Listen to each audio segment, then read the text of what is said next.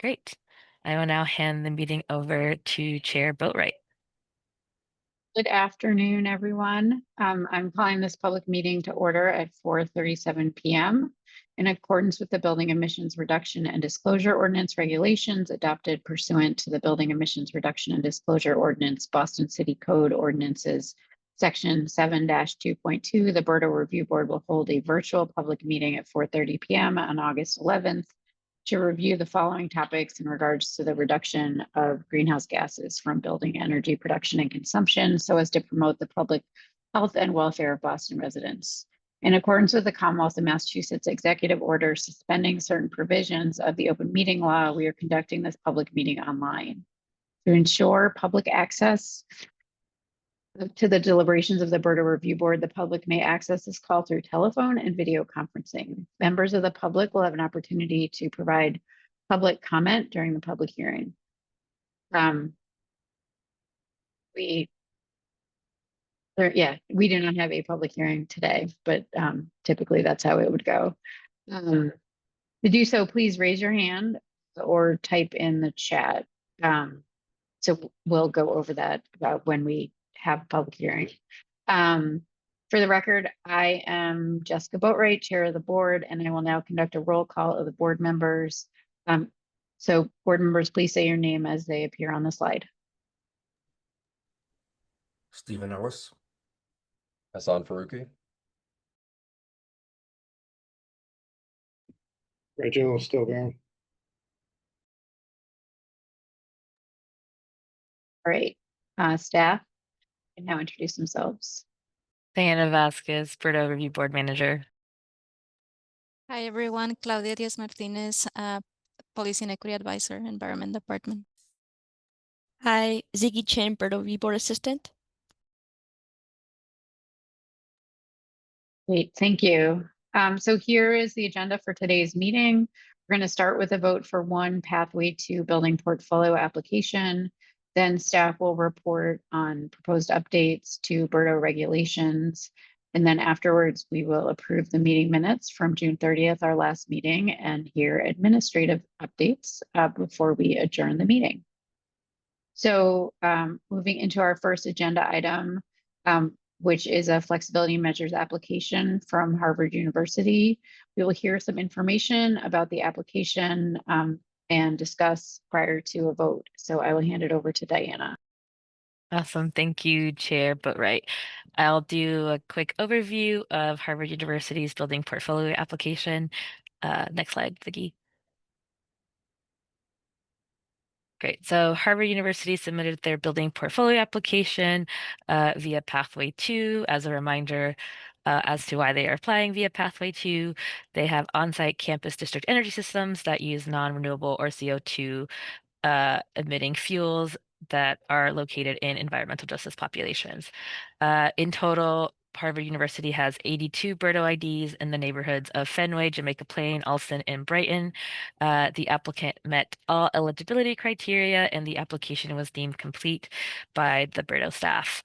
And as a reminder on just standard conditions for building portfolios, any building portfolio that's approved will have these standard conditions: timely compliance with reporting and third-party verification requirements, timely compliance with any requirements in Section 9B, including when applicable, submission of a emission standard compliance plan, and then the review board or its designee may inspect a building and the approved portfolio at reasonable times with reasonable notice. Okay, next slide, Ziggy. So as an overview for Harvard University's portfolio, building uses include, or building use types include assembly, college university, food sales and service, lodging, office, retail, services, storage, and technology science. This link includes a list of the full 82 BERDO IDs and their addresses so folks can get an idea of like location of the buildings. It was just a really long list, so we didn't want to put it all on one slide. But this link will give you the full list there. Next slide. And then ultimately, this is Harvard's blended emission standard. We have the default for each of those BERDO IDs based on their largest building use type.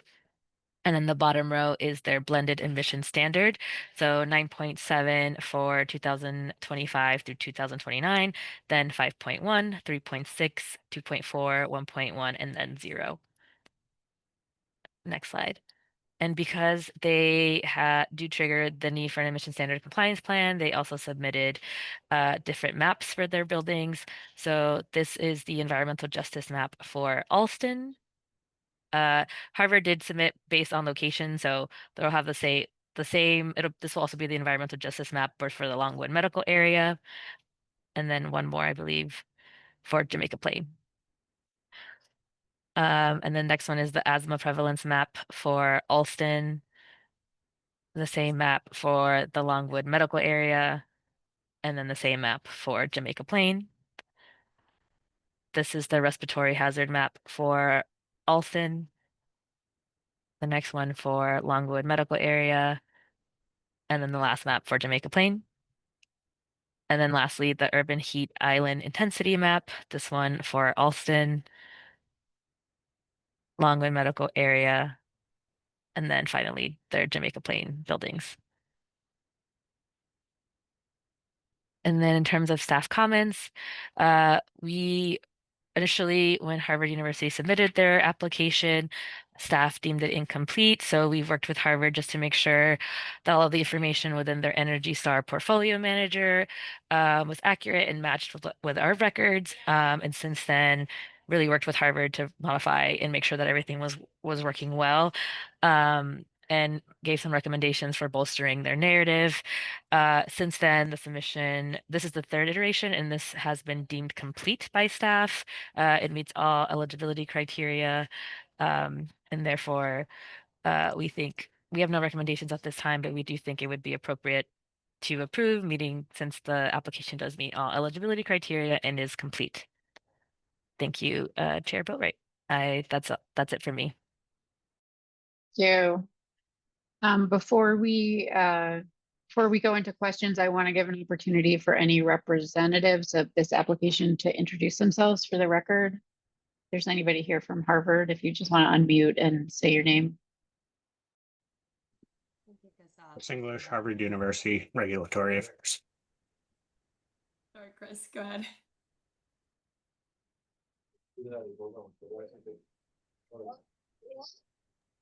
I think we heard Chris, I- but maybe we didn't hear Heather. Yeah. Sorry, Heather Hendrickson. I'm Harvard University's Chief Sustainability Officer. Hi, I'm Peter Kelly Joseph from Harvard University, the Office of Environmental Health and Safety. So, so I'm gonna go around and ask board members if there are any questions. And just to clarify, today, because this is not a public hearing, we're asking questions of staff, correct? Correct.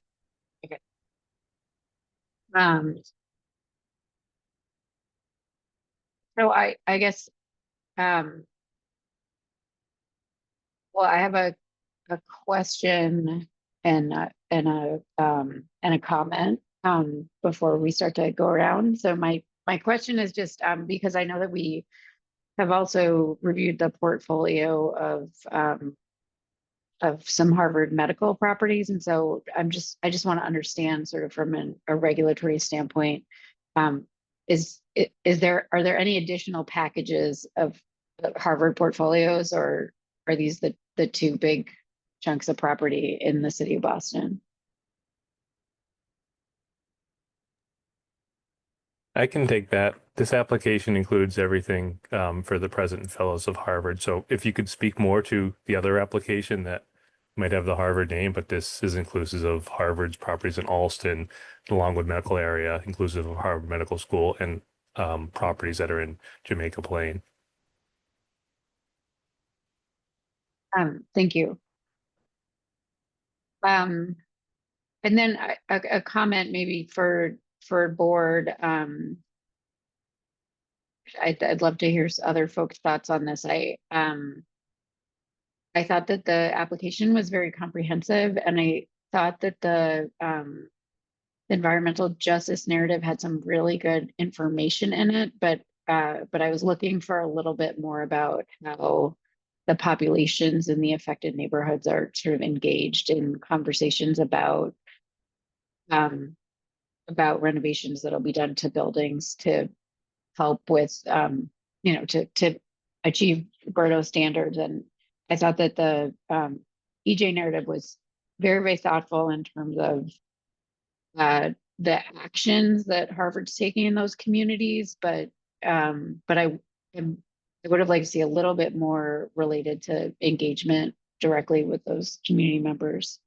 So I hate to throw out not a question but a comment, but as we go around, I just wanted to share that concern, and I will give it over to Board Member Ellis. Thank you, Chair. And, thank you also to Harvard for submitting this application and for the city for the time that you spent in reviewing it. So Chris, Heather, and Peter, thank you for joining us as well. Heather, it's great to see you as always. So I guess my first question is in relation to the Alston Energy District system. If you're able to share today, like what are some of the efforts you're taking to decarbonize that? And forgive me if it was written, I was able to go to the application, but I don't recall seeing much information about the decarbonization of that district system.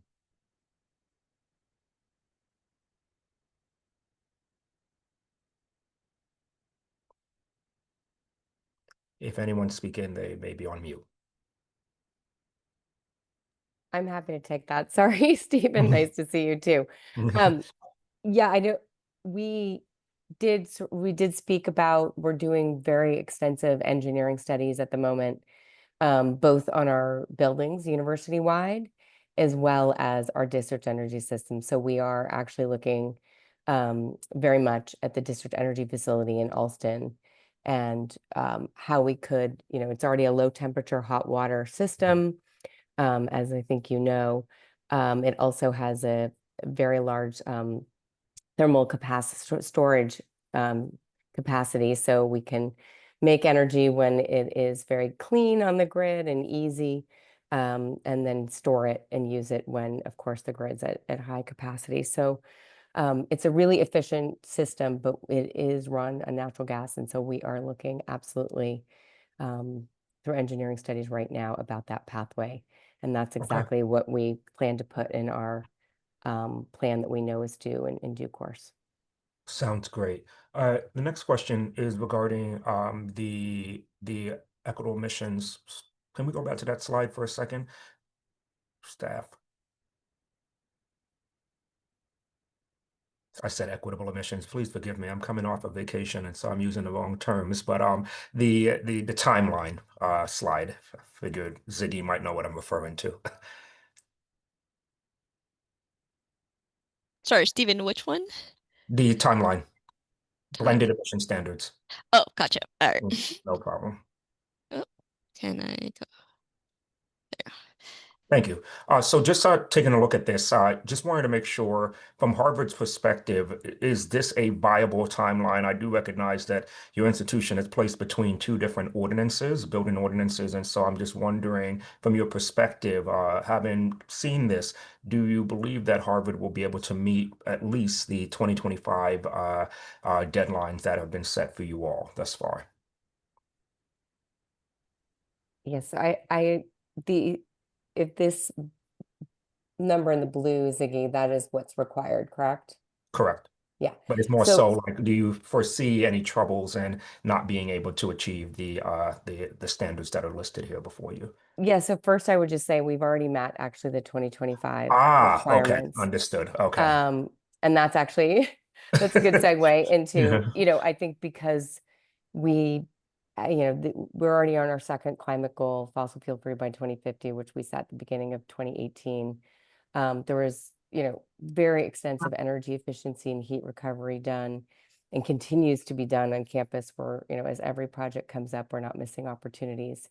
And so we actually already met that standard for 2025, the target, through previous energy efficiency work on campus.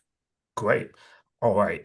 My last statement is I do have to support what Board Member Boatwright or Chair Boatwright was stating earlier. I do think that what was put in the EJ narrative was quite extensive about the energy reductions as well as the climate action plans that the university has, and we appreciate the intentionality there. I think we're looking for a little bit more about the engagement that you will have with the community, at least some sort of mention with that. I do recognize that in the future, with the future plan that you will be submitting to the board, it probably will detail that a little bit more in the future. But for right now, I'm just trying to understand about your engagement with some of those communities that are subjected to this and the work that you will be doing with them or around them or for them.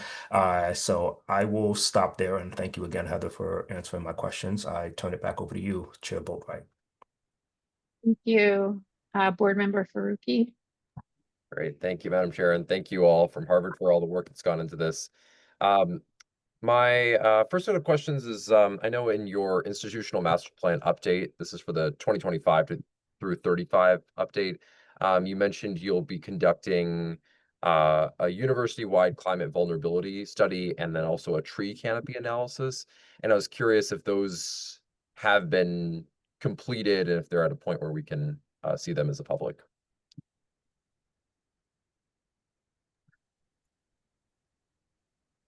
My understanding on the resiliency and vulnerability assessment is that's due in the spring of 2027. That's what we're working towards. And the tree canopy, I will have to get back to you on where that stands.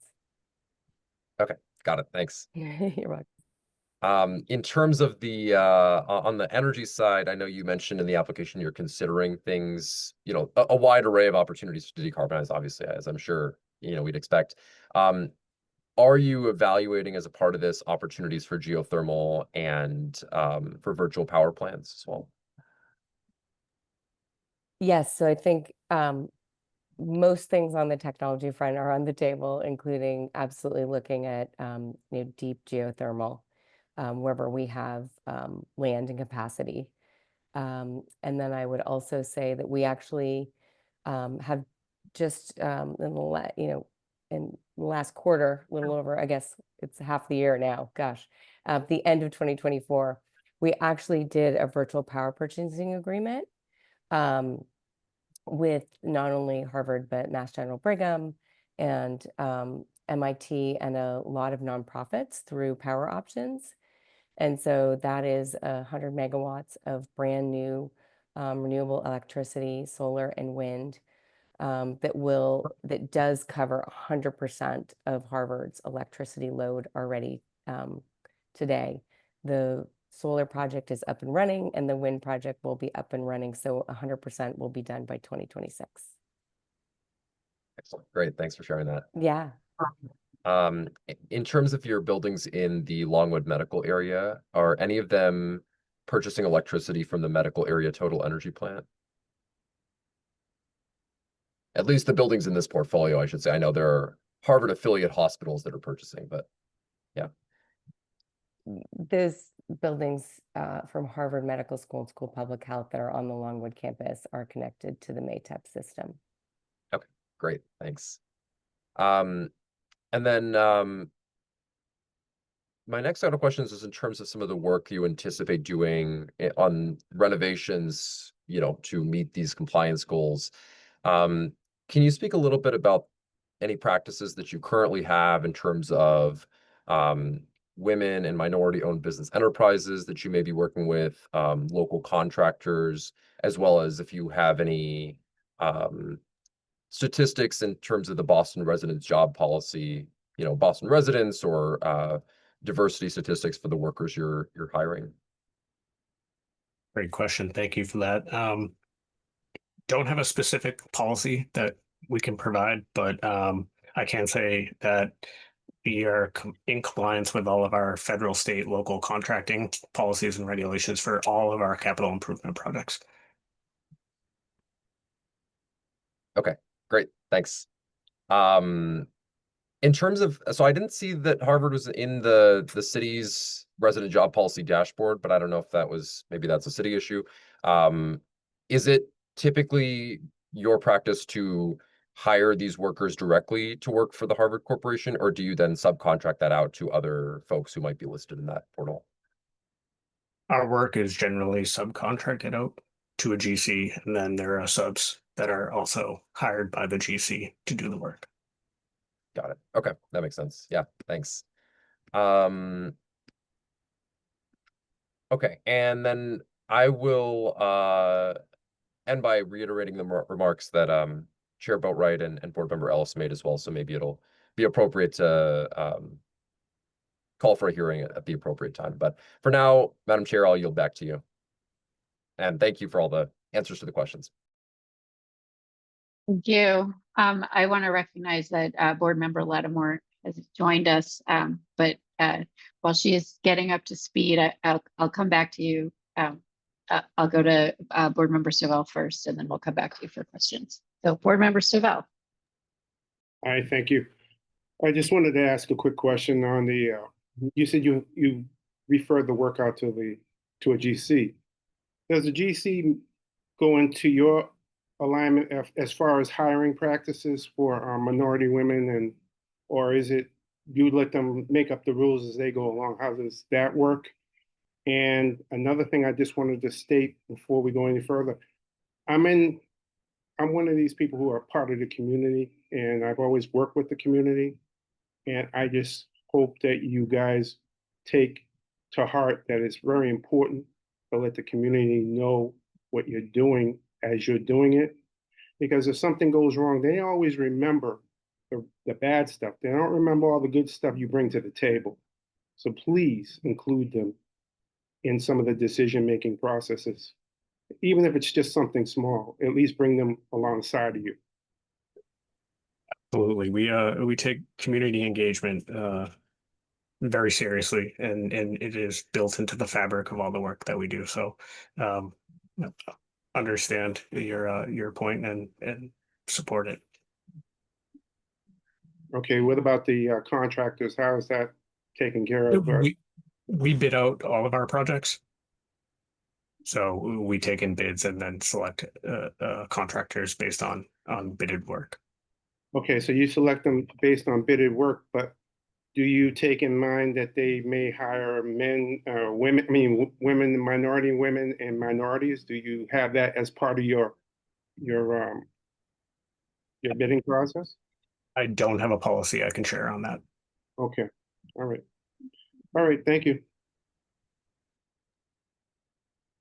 I submitted. Thank you. Thanks.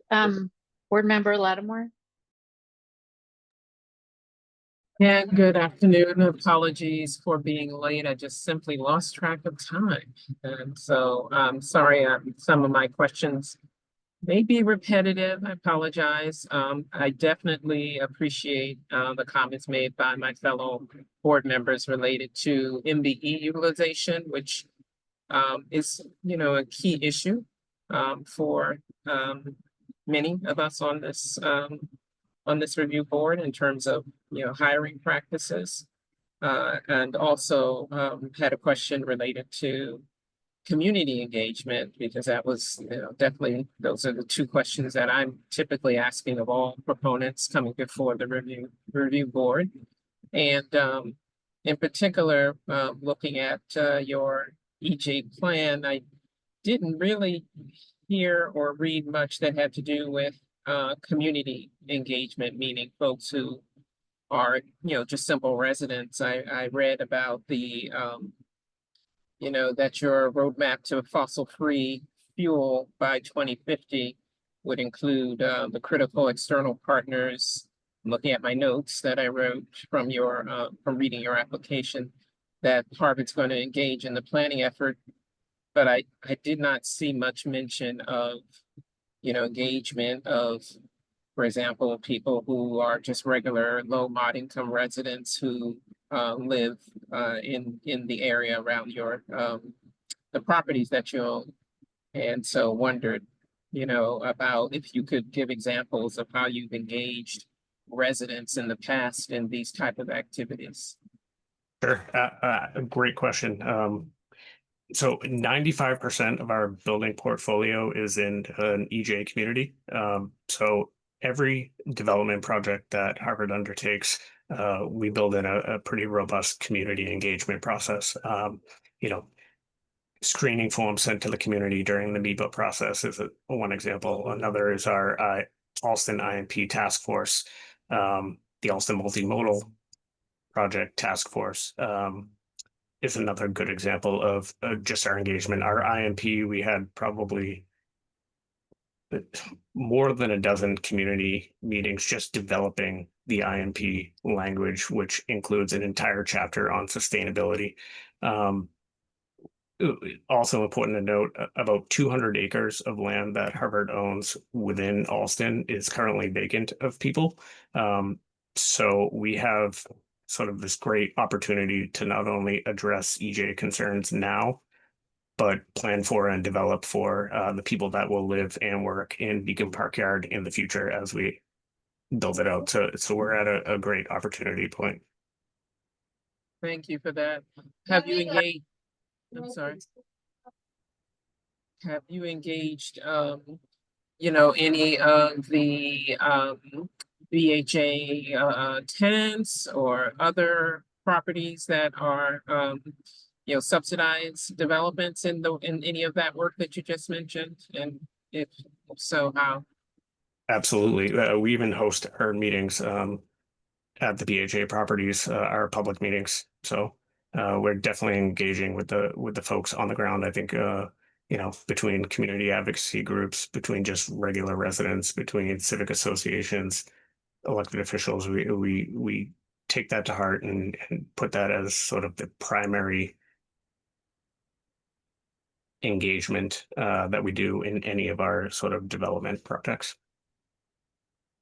And are there any themes or threads of what folks who are, you know, low and moderate income are giving back in terms of to Harvard, in terms of the any of those processes that you talked about, the institutional master plan, or any of those processes that you talked about, any themes or threads coming from, you know, the low mod income folks, and how is that, if so, how has that been incorporated?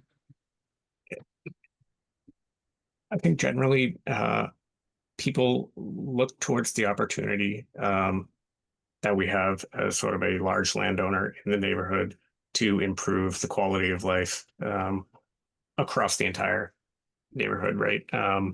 I'm happy to follow up with you on specific feedback that we've gotten from the community. We can certainly share that with you. That'd be helpful. Thank you. Yep. And I'm sorry if some of these questions are repetitive, but just curious about, you know, in terms of the roadmap to fossil-free fuel by 2050. I got a general sense, but wasn't clear when that would be completed.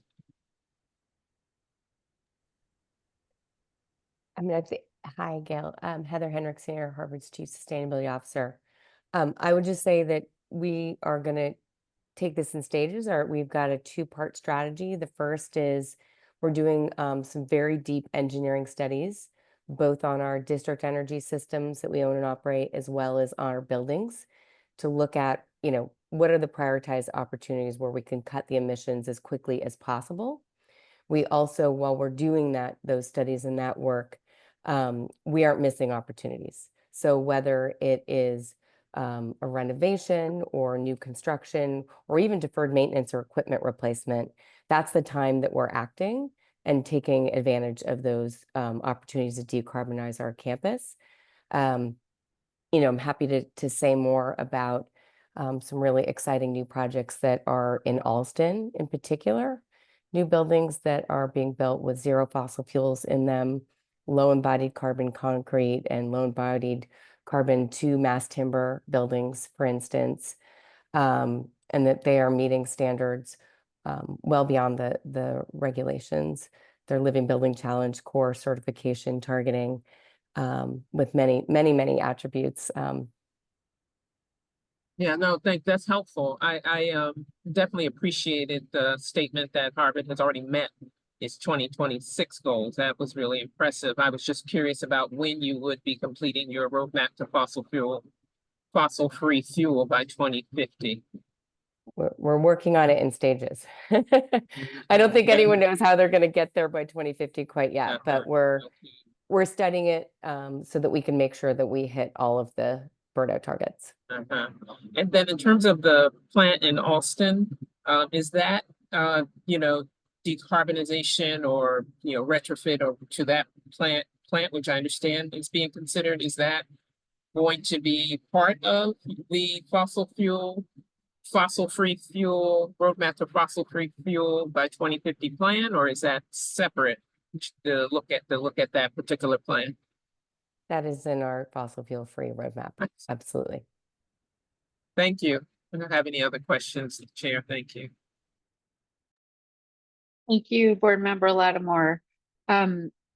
So in front of us today is a question of whether we want to approve this plan with standard conditions or move forward and have a hearing. So before I ask for a motion, are there any board members that have additional questions or concerns that you want to bring up? Well, I would like to understand the response to the question about low mod income input into processes for sure, task planning processes. And so for me, that will affect my vote.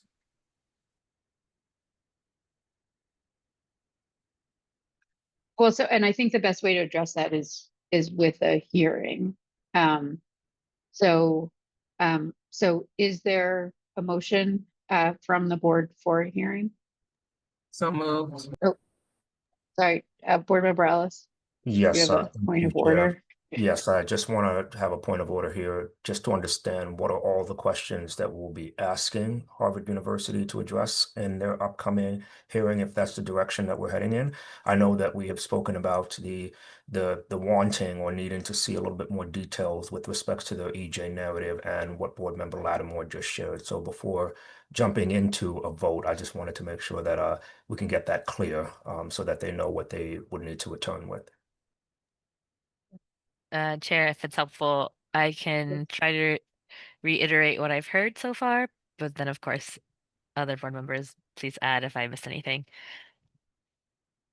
Great. I've heard, yep, okay, I've heard a request to have a little bit more fleshed out examples or plans of engaging with neighboring communities around capital improvement projects, and then maybe highlighting in particular low and moderate income residents.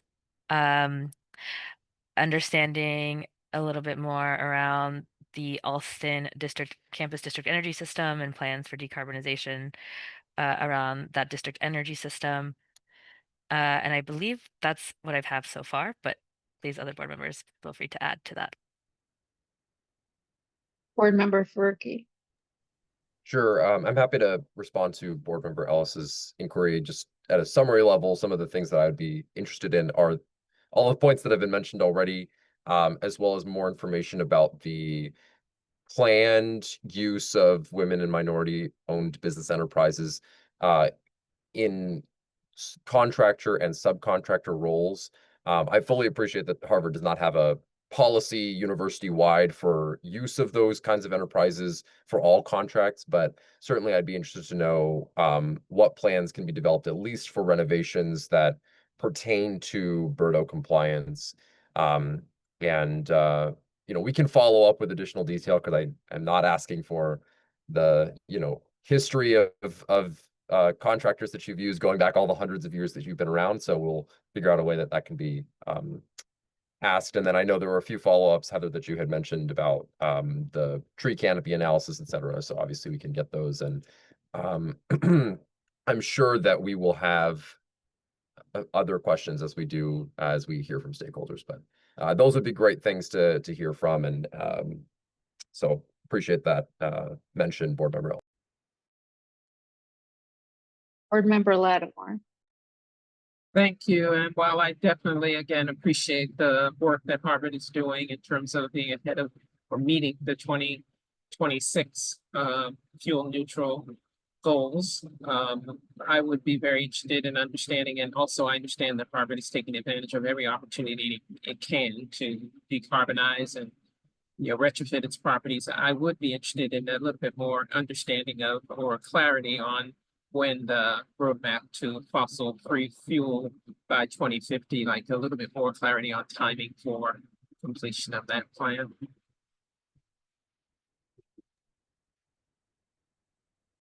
You. So I've heard from the board all the topics that I heard come up in our questions, and I think that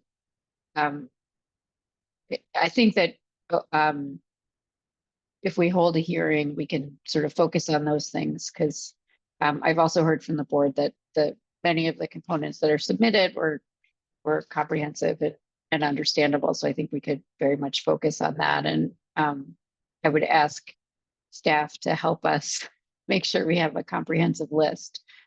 There was a motion on the floor from Board Member Lattimore to hold a hearing. Can we still use that initial motion?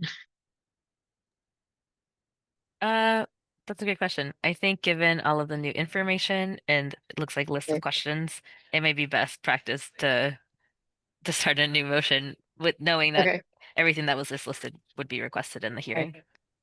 Okay. I'm ahead. okay, yeah. Go I'm ahead, not going to Steve. repeat that entire list. I wrote my note, but as presented. based on the conversation, I would like to move to have Harvard present at a future hearing based on the topics, the myriad of topics that were listed by our board members, and that is my motion. Second. You. I will ask board members how you vote: in favor, opposed, or abstain. So on the motion to request a hearing to address the many issues that have been listed, you vote in favor. Board Member Ellis. In favor. Board Member Fergie. In favor. Board Member Lattimore. In favor. Board Member Stovall. Could Ms. Vasquez please repeat the topics, please, so I can be in favor? Yeah. Yep. Yes. I have more information regarding community engagement, in particular neighboring environmental justice populations and low and moderate income residents. More information regarding how or the plans regarding the Alston Brighton district energy system and how it will be decarbonized. More information regarding any practices around MBWE utilization, in selecting contractors, or in capital improvement projects. It's maybe a follow-up on more information regarding a plan regarding tree canopy. I believe Chris shared that he could provide feedback to Board Member Lattimore on specific feedback from community residents in terms of general themes that have been showing up. And then lastly, clarity regarding timing on fossil-free fuel plan, in terms of what that timing looks like. So maybe giving more of an idea of the timeline for that. In favor. I'm for it. All right. Thank Thank you. you. The ayes have it. So Harvard University will be invited to present on their building portfolio application at a hearing on a future date. We look forward to having you back to discuss things in more detail, and the environmental department staff will reach out to you for follow-up. Thank you for being here tonight. Thank you very much. Thank you. So we are moving on to our second agenda item. And we're going to hear an update on the proposed updates to BERDO regulations, and I will hand it over to Claudia for that. Sorry, my mouse died and now give me a second. I apologize. Oh, okay. We're very excited about BERDO Fest, so that was a little preview. We'll come back to it. I'm so sorry. There you go. No worries, I can get started, Chair, if that's okay.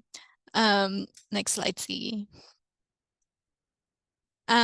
Okay, so as it was just mentioned, I'm here to provide an update on the 2025 BERDO regulations update. Before going deep into the details, just wanted to provide a preview of the tentative timeline that we're working with again. So as you know, we've been in this process since mid-May of this year and have conducted multiple public hearings with the Air Pollution Control Commission as well as the BERDO Review Board. We had a survey open at the beginning of this process and also held a public listening session back in June for this update. So what I am presenting here today will be revisions that were presented to the Air Pollution Control Commission at their last hearing on July 30th, where we introduced revised language for both the regulations and policies and procedures based on the first public comment period that we had for this process. So today will be an opportunity for the review board to get the same information that the commission received and provide any additional feedback based on the new revisions and the comments that we'd heard from the public. Next slide, please. So just as a reminder, the first public comment period for this process opened on June 13 of this year and ending on July 15 at 5 p.m. Through this public comment period, the Air Pollution Control Commission received 4 comment letters from the following organizations. We had a letter from Power Options. We had a joint letter from the Conference of Boston Teaching Hospitals, Longwood Medical Energy Collaborative, and Longwood Collective. We also had a letter from A Better City and finally from NAIOP, Massachusetts. So the revisions that were presented to the Air Pollution Control Commission were based largely on the feedback that we received through these comment letters, as well as the listening sessions that we held and feedback from the board that we received previous to that. Next slide, please. Here is a summary of the key feedback that we got from the public through those public comment period letters. You will see that we got a lot of feedback on the flexibility measure application processes. So I will go through just the key request or what we heard from the public. So under flexibility measures, we got requests to remove the requirement to record decisions related to long-term hardship compliance plan in the registry of deeds for all buildings.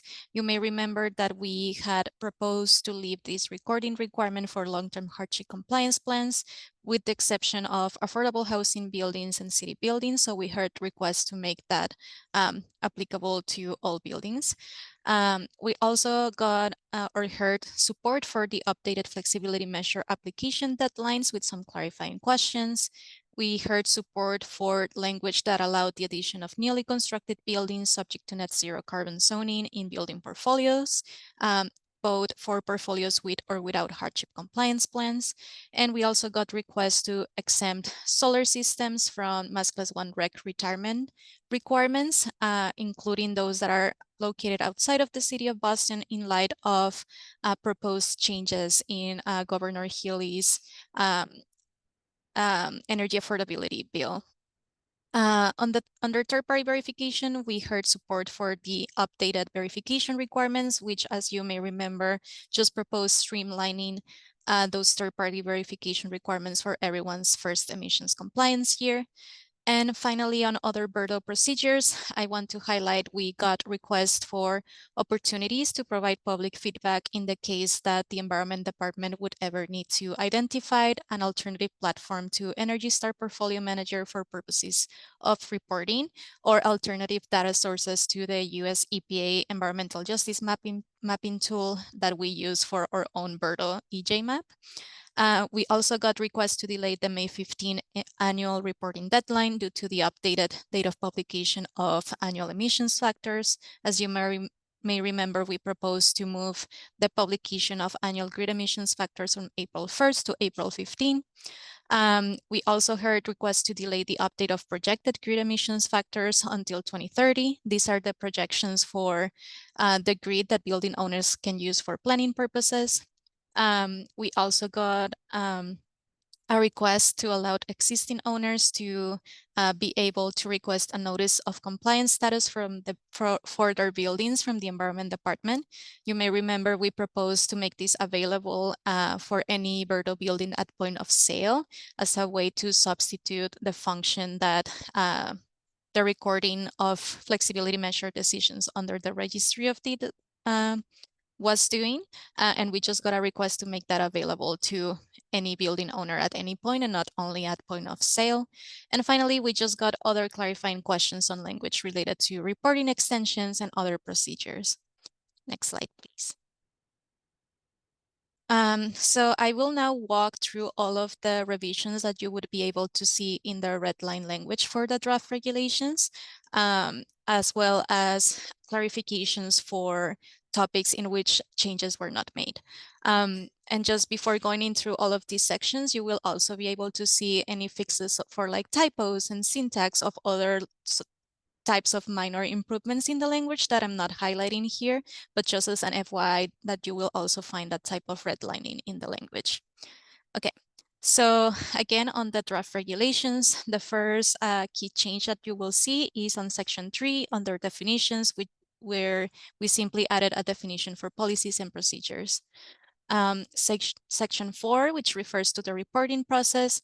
Here we got some clarifying questions about the language related to reporting extensions, and going back to that paragraph, we just like realized that it was continuing to be very confusing. So we actually rewrote that paragraph to hopefully make it clear what the process to get a reporting extension is. So hopefully the new revisions clarified at least 2 key points. First, that building owners must submit requests for the reporting extensions according to any procedures that are set by the review board. You may remember that we come to you every year to propose any, the form that we use, the causes that might be able to allow building owners to have a reporting extension, and we ask for the review board for what the new deadline should be. So we're just clarifying, again, building owners need to submit those reporting extension requests according to what the review board establishes. And then finally, we also wanted to clarify that the Environment Department may approve those reporting extensions subject to the procedures created by the review board, which is how functionally this process has been running, where we come to the review board, you approve procedures, and then staff actually implement those reporting extensions. Before moving on to a different section here, I just want to highlight that we did get those requests to, conduct a public process or provide building owners and stakeholders an opportunity to provide feedback in the case that the Environment Department would need to find an alternative to Energy Star Portfolio Manager. So here I just want to clarify that one, there is no plan to substitute Energy Star Portfolio Manager at this moment. This language was added as a caution just in case that in the future this federal program stops running. But again, BERDO's plan is to continue to use this platform as long as it is functional and available.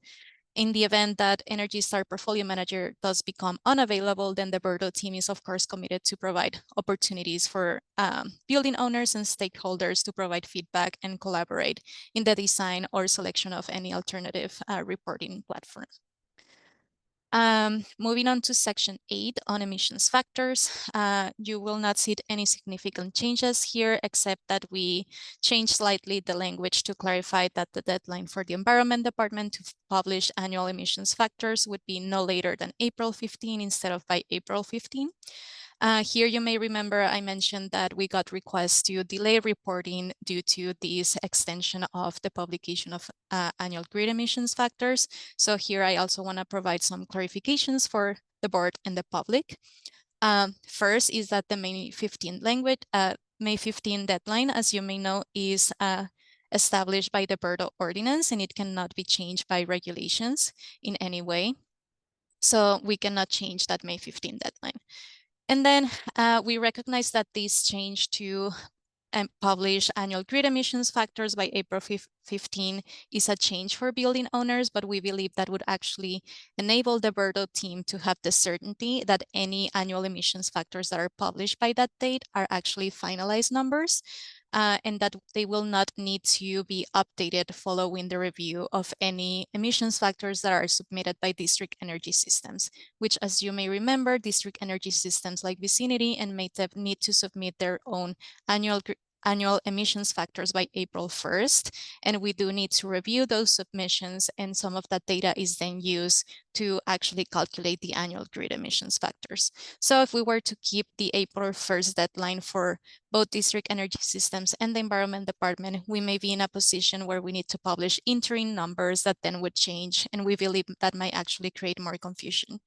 And finally, just want to clarify that, we extended this deadline for ourselves for no later than April 15, but we would pursue all efforts to publish those annual emissions factors well before April 15, and would be able to offer reporting extensions in the case that this date of publication of annual grid emissions factors, for example, poses additional challenges to building owners. Next slide, please. Okay, moving on to section 10 on additional compliance mechanisms. The only section highlighted here is local renewable energy generation, which refers to solar generation in this case. You will not see any major revisions here, except a clarification that the review board would reserve the right to approve or reject any request to approve the use of solar systems that do not meet the requirements established in the regulations. Here you may remember we received some comments referring to the energy affordability bill and how that the proposed language in that bill would impact behind the meter solar projects, and how BERDO should account for that. So here I want to also provide some clarifications for the public. First is that all behind the meter solar is already authorized for BERDO compliance, regardless of whether the building owner is able to retain its associated Mass Class 1 regs. This is because behind the meter solar systems are by design connected to a building. And if you're a BERDO building, you're located in the city of Boston, and hence all of behind the meter solar is already authorized because it is located in the city of Boston.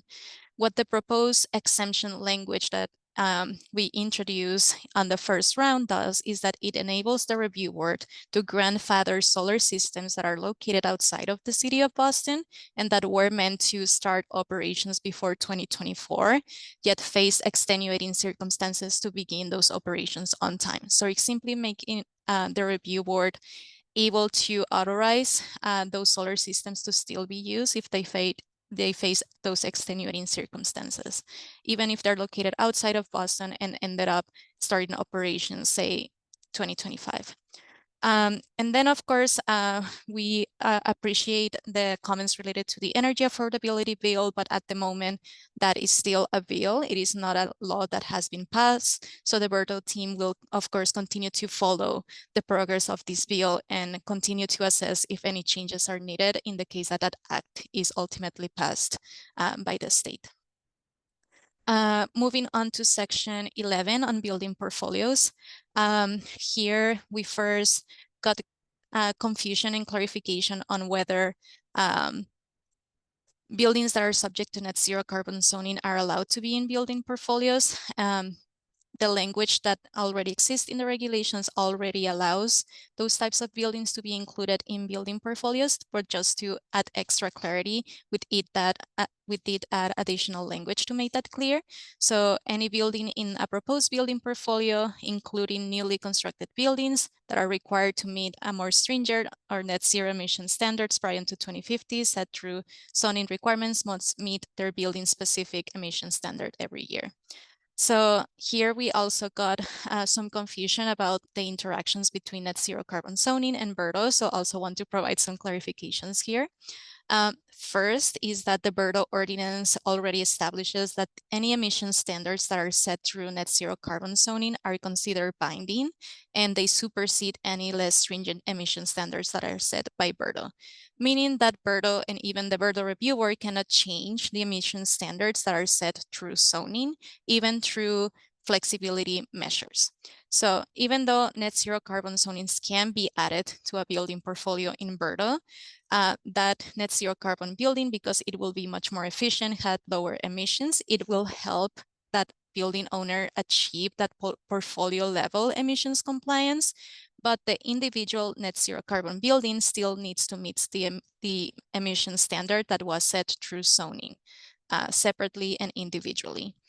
The review board is able to provide other types of relief to net zero carbon zoning buildings through hardship compliance plans, but they cannot change the emission standard. Other types of relief that the review board could grant to a hardship compliance plan include alternative compliance mechanisms, the exemption of certain energy uses, or other relief that the review board deems appropriate on a case-by-case basis. So just hoping to clarify that interaction here. Next slide, please. Still in the building portfolio sections, just want to clarify or highlight two clarifications that you will be able to find. First is that we clarified that if the review board decides to extend the application deadline for a given year for flexibility measures, that deadline would apply to all applications and not on a case-by-case basis. So you will see language like the one you see in the red box here, that the review board may extend this deadline for all such applications for a given year, etc., etc. And you will see the same language apply to all types of building portfolios, as well as individual compliance schedules and hardship compliance plans. The second clarification that we added is that if the building owner requests a later date for the review board to make a decision on an application, then this sort of extension needs to be approved in writing by the Environment Department. So you will also see language like the one in the box below that, for example, within X number of days of the Environment Department finding of completeness, or at such later date as requested in writing by the owner and approved in writing by the Environment Department, the reviewer shall vote to approve, denied, etc., etc. And what this would mean in practice is that, for example, the building owner would email BERDO reviewer at boston.gov, would request a different date for their hearing, and then the BERDO reviewer team would reply and say, okay, we approve this, and then you'll be scheduled for a later hearing. So that is the level of approval in writing means. And the same type of change, you will be seeing the same being reflected for individual compliance schedules and hardship compliance plans.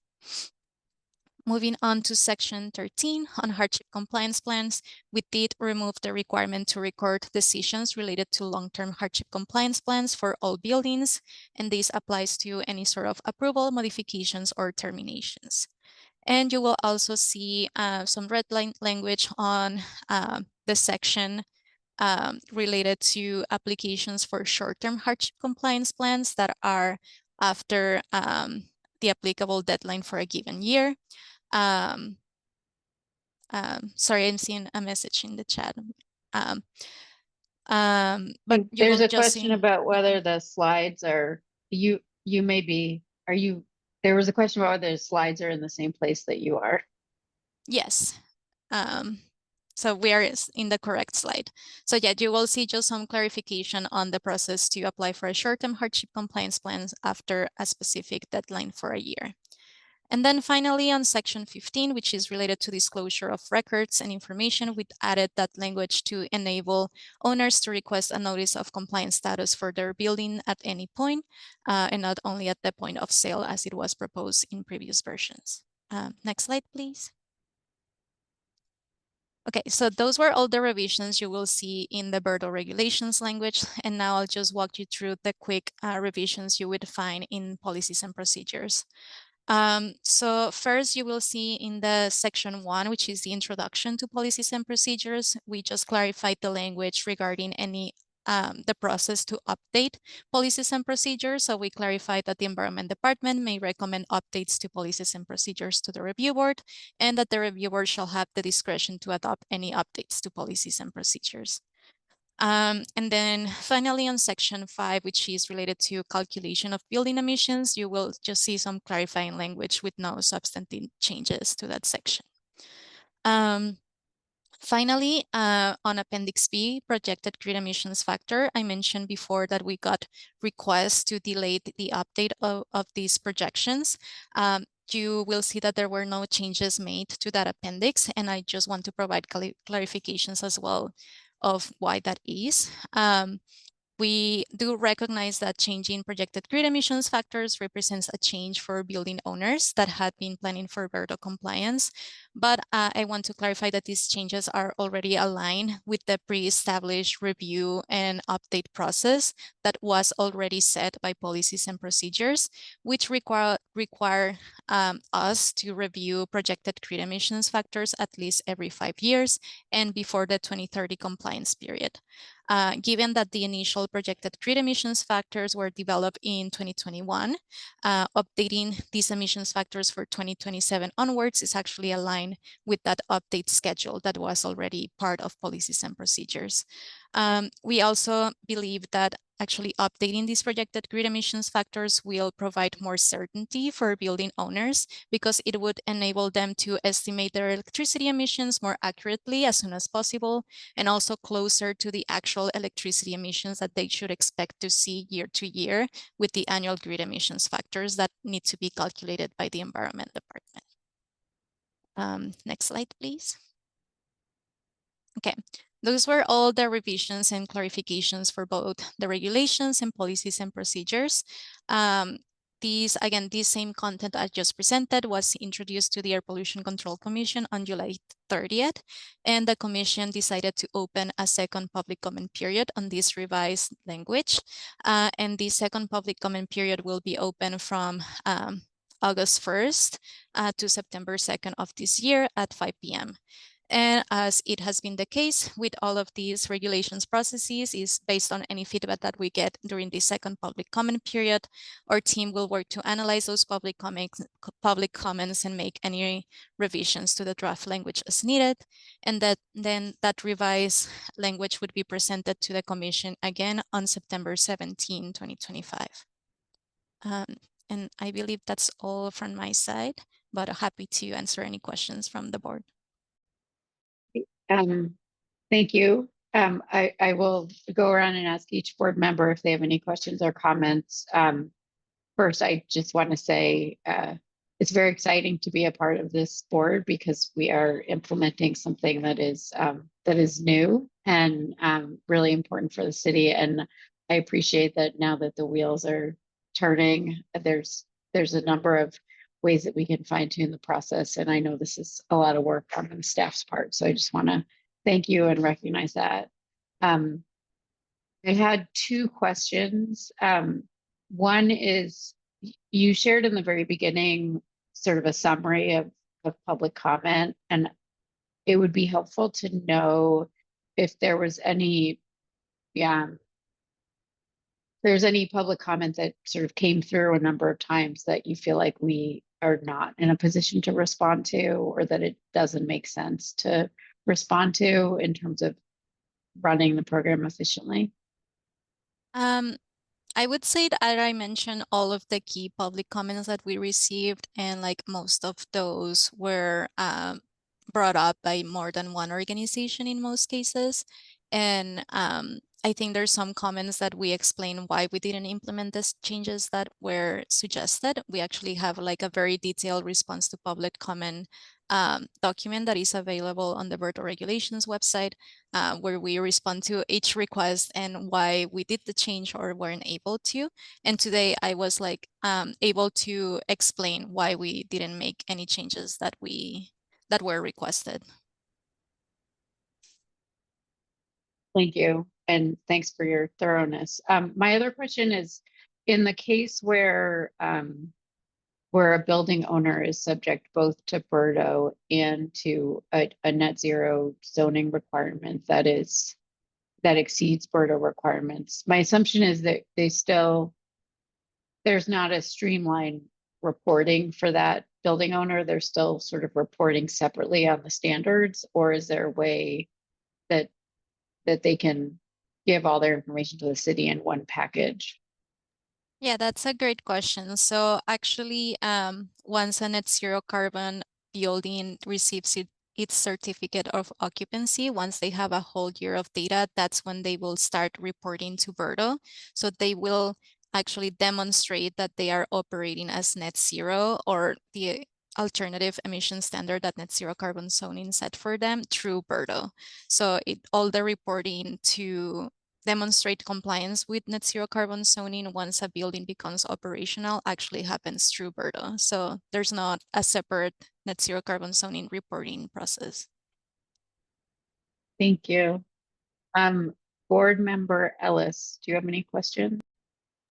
Yes, and thank you, Chair Boatwright. First off, Claudia and Environment Department, thank you for that extensive review. And I know that this is it can be a long process, but I appreciate your details that you're sharing. For my personal sake, can we go back to the slide where you talked about part one of the revisions that you're doing? Okay, right here. Thank you. So first thing I wanted to ask about regarding the nuance of Energy Star Portfolio Manager and what's written here. Before I get to my question, is what is written on the left bottom side in the event, is that the actual sentence that is being added to the regulation, or is that just the responses that you're handing to those that have requested this change? That's the first part. Now, it is none of this is like actual language. Yeah. That is just response to those comments. Got it, got it. And I just wanted to know, for just the general sakes, if you don't have a response right now, that's okay.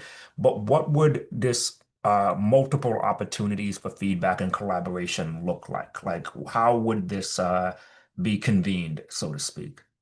Yeah, I mean, this is something that the team has done already in terms of like improving, for example, our BERDO reporting forms. So we often have surveys, or sometimes we had public listening sessions when we are asking for feedback on how to improve our processes.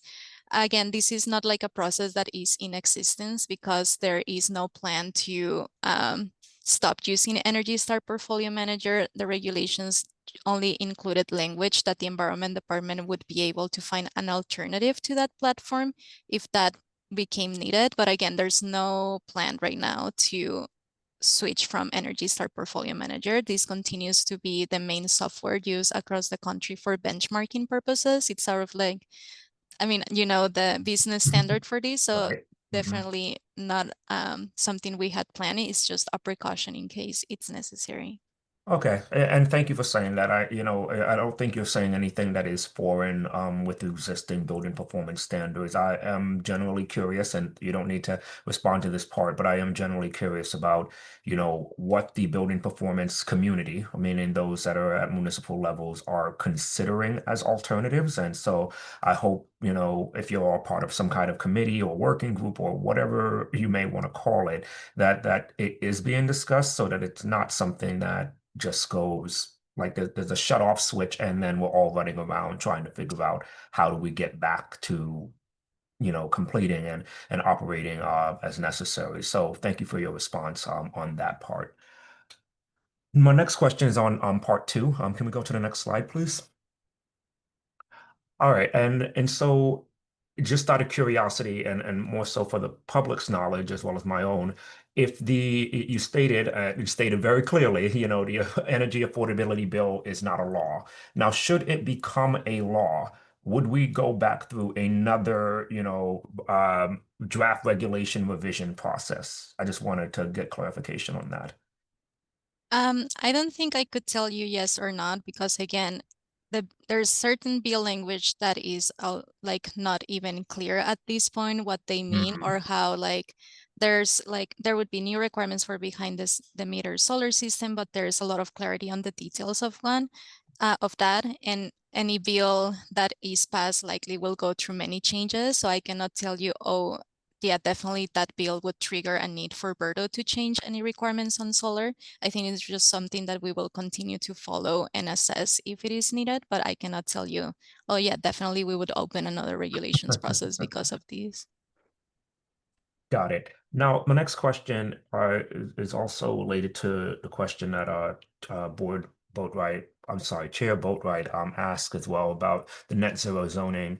And I do get the sense that this comes up a lot. And I'm wondering, has the Environment Department thought about putting together like a small resource, like a one pager that explains in simple terms what is these two individual policies and how they complement one another? And if you have already, can you share that with me? Because I want to make sure that I have that ready to share when I get these questions as well. But the question is, does that resource exist? Yeah, the planning department has been preparing a lot of these documents and presentations on both net zero carbon zoning and sort of like how that continues through BERDO. So I can make sure that our team shares those resources with you. They should I be appreciate available online. There's like some FAQ documents and some like slide decks and website content. But yes, the planning department has been working on those. Okay, I do want to encourage you to have something as well because the fact that folks are reporting through BERDO to make sure that they are in compliance with net zero carbon, it kind of puts you a bit more at the forefront. Yes, that upon the building process, they have their requirements, but when the reporting process starts, that's when you are all coming in. So just want to make sure that again, whatever resource you'll share with me, I'll take a look at it and let you know if I do think that you need something much more extensive or clear on your own website. And my final question is on the part 3, please. Next slide. And this is just language and nomenclature here that sort of triggered me to wonder about this area for section 15. So it says any owner may request the Environment Department to provide notice of compliance status. And I found myself thinking about tenants and residents, especially those that live in condos and may not own the entire location. And so I've just been wondering, should it be much like further clarified that maybe any resident or owner may request, status of the compliance related to their buildings? Is that possible?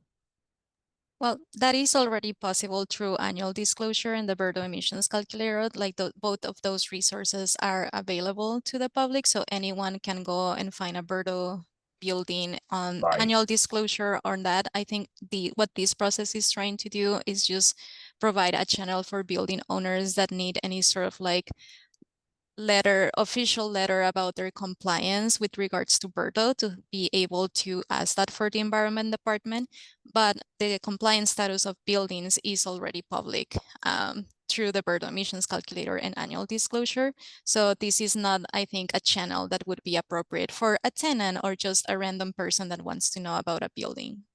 Okay, so just so I'm clear, when it says notice of compliance status, you're talking about, I think you said it, but I just want to make sure I heard it right. You're talking about a more official documentation as opposed to generic information about where they are at. Are they in compliance? What level are they sitting at in terms of emission? Is that what you're referring to? Yeah, it would be like a letter with the BERDO ID, and this is the reporting status and their emissions compliance status if it's applicable. Okay, thank you. You've answered all of my questions. I'll turn it back over to you, Chair Boatwright. Thank you. Board Member Faruqi. Thank you, Madam Chair, and thank you so much, Claudia and the whole team. This is really, really great work, and I appreciate all the detail that went into explaining this. I am also curious about the net zero carbon zoning, and I believe you had said this on the slide, but just to clarify that building owners could not seek an exception from compliance with the net zero carbon standard from this review board. Is that correct? No, again, net zero carbon zoning is binding and it supersedes any requirements sent through BERDO. The review board can approve net zero carbon buildings to be part of, for example, a building portfolio, again, to support the whole portfolio level compliance, but that individual building is still subject to net zero carbon zoning. And net zero carbon zoning could also have a hardship compliance plan, but that hardship compliance plan could not approve an alternative emission standard or emissions reduction timeline. You could approve other type of relief that is available through hardship, such as alternative compliance mechanisms or the exemption of certain energy uses or other relief that the review board deems appropriate on a case-by-case basis. So it's more limited than the rest of what BERDO buildings have available. Sure, yeah. Okay, great. That's very helpful. Thank you. And my second question, and it's not a problem if you don't know the answer, but are building well, project proponents able to seek an exception from either the net zero carbon standard or from BERDO compliance through a variance granted by the Zoning Board of Appeals? I don't think I can give you that answer. No worries. Thank you. Crossed my mind, but that concludes my questions, and I'll yield back to the chair. Thank you. Board Member Lattimore. Thank you, Claudia, for all the work that you've done in summarizing this. I actually have no questions. I'm just appreciative. Thank you. Thank you. Board Member Stovall. Fantastic job, Claudia. The same. I really can't ask too many questions because all the pertinent questions have been asked and answered. Thank you for your time. Thank you for your dedication. Thank you. Are there any additional questions or discussion items? Right.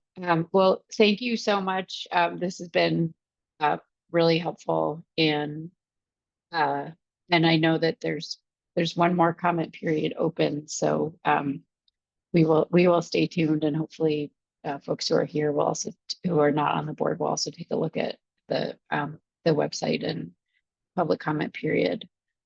I am going to move on to approval of our meeting minutes from June 30th. Are there any questions or comments on the minutes? Okay, can I have a motion to approve? So moved. And a second? Second. Great. So on the motion to approve the meeting minutes, board members can vote in favor, oppose, or abstain. So those in favor of approving the meeting minutes, either please say aye or raise a hand. Right. It is unanimous. And so the meeting minutes are approved, and we will move on to administrative updates. Hello.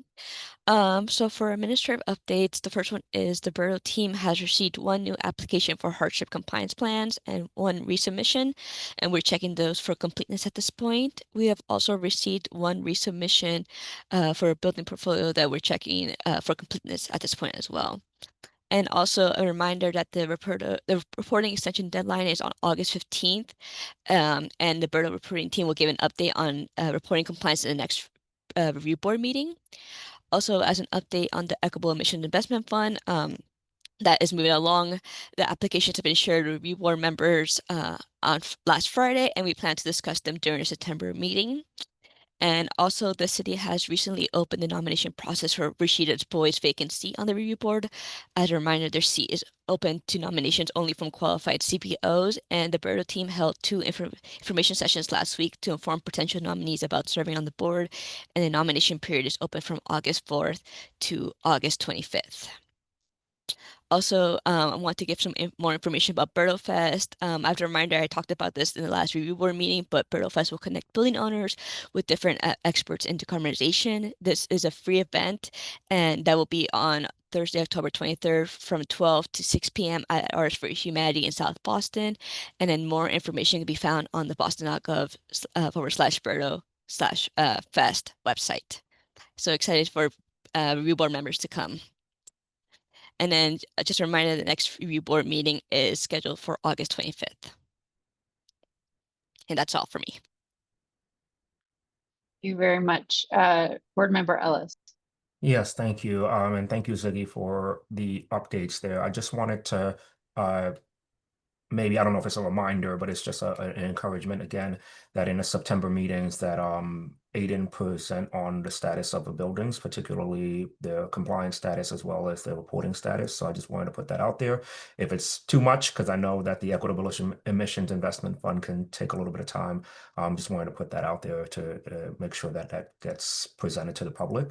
And I know you mentioned Rashida's seat, or Rashida's Boyd's former seat, but I'm also curious about Board Member Nelson, formerly Jack Nelson, seat, and how that process might be going right now. I can answer your first question. So Aiden will actually do a reporting update at the next meeting, August 25th, and then I'll pass it to Diana or Claudia for an update about Jack's seat. Yeah, I'm happy to provide an update. I actually just got one today. I believe it seems folks from the mayor's office, as a reminder, the mayor makes the appointment for all board members.